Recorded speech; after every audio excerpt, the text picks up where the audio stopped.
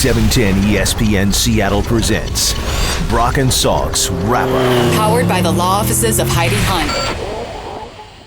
Are you dealing a potential Seahawks surprise player for Carson Palmer? Well, one national pundit would.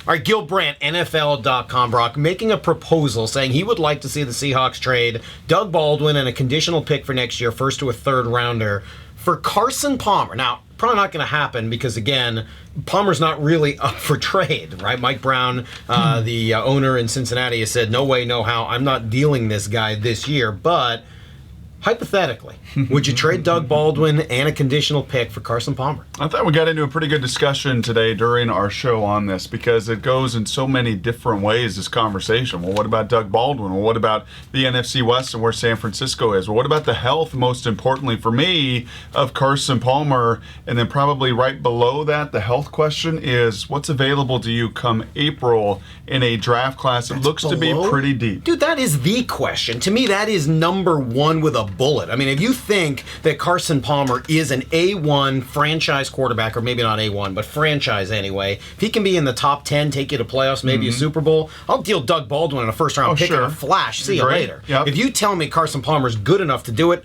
I'm in.